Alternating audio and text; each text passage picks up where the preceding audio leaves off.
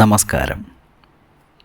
Kallambalam astro research വിഷനിലേക്ക് ഏവർക്കും സ്വാഗതം. ഇന്ന് ഞാൻ പറയുന്നത് 2025 ഇടവം രാശിക്കാരുടെ അല്ലെങ്കിൽ ഇടവക്കൂറുകാരുടെ പൊതുഫലമാണ്. കാർത്തിക മുക്കാലും രോഹിണിയും മകരത്തിൻ്റെ പകുതിയും ചേരുന്ന നക്ഷത്രക്കാരാണ് ഇടവം രാശിക്കാർ. ഈ കൂറുകാർക്ക് 2023 ശനിദോഷം തുടങ്ങിയിരുന്നു. ഒപ്പം വ്യാഴം 12 തുടർന്ന് 2 മാറ്റം ഇവരുടെ തൊഴിൽപരവും സാമ്പത്തികപരവുമായ എല്ലാ മേഖലകളിലും പരാജയം സംഭവിച്ചിട്ടുണ്ടാകണം. 2023 ഏപ്രിൽ മുതൽ 2024 ഏപ്രിൽ വരെ ഇവരുടെ ജീവിതം ദുരിതപൂർണമായിരുന്നു എന്ന് പറയുക വയ്യ.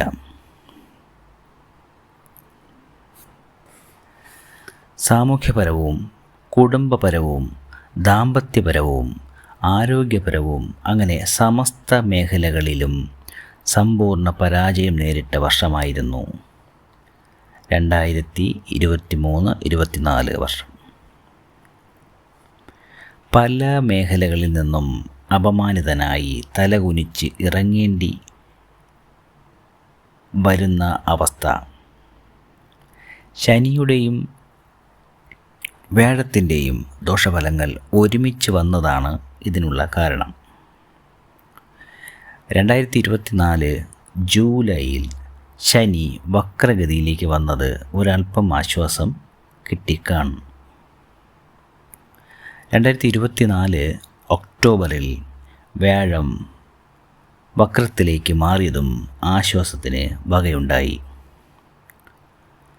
നവംബറിൽ ശനി നേർഗതിയിൽ വന്നെങ്കിലും കണ്ടക ശനി ദോഷം മാറുന്നില്ലായിരുന്നു. 2025 ജനുവരി വളരെ മോശമില്ല. ഫെബ്രുവരിയിൽ വ്യാഴം വക്രഗതിയിൽ നിന്നും ജന്മരാശിയിലേക്ക് വരുന്നു. അതിനെ ജന്മവ്യാഴമെന്നും പറയും.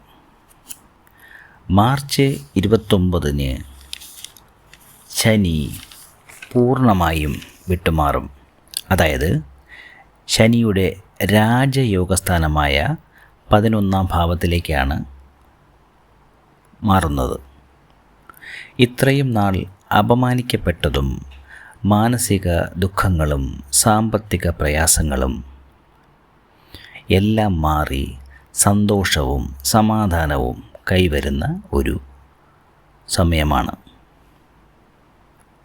കുടുംബത്തിൽ നിന്നും സൗഹൃദങ്ങളിൽ നിന്നും സമൂഹത്തിൽ നിന്നും കിട്ടിയ അവഗണന, അപമാനം ഇവയെല്ലാം മാറി എല്ലാവരാലും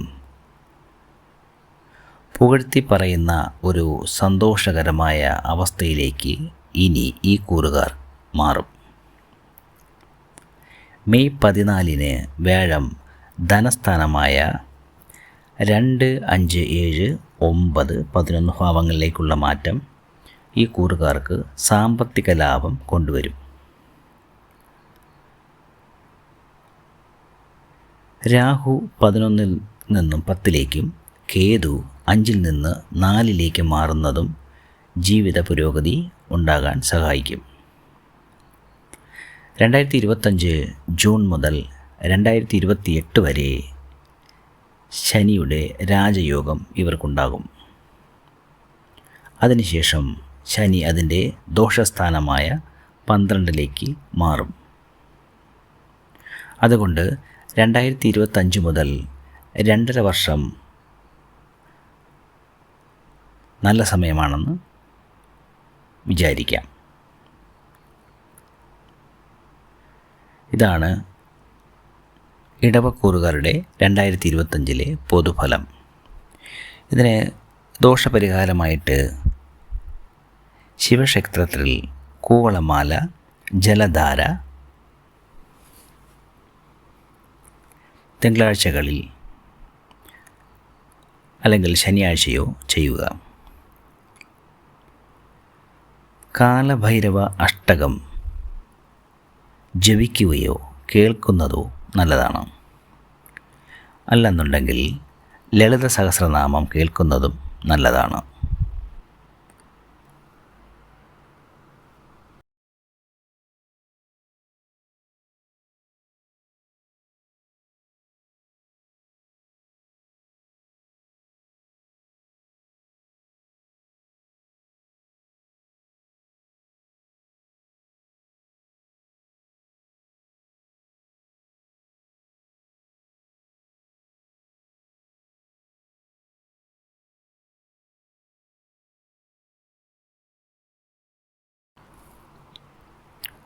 നമസ്കാരം. കല്ലമ്പലം ആസ്ട്രോ റിസർച്ച് വിഷനിലേക്ക് ഏവർക്കും സ്വാഗതം. ഇന്ന് ഞാൻ പറയുന്നത് 2025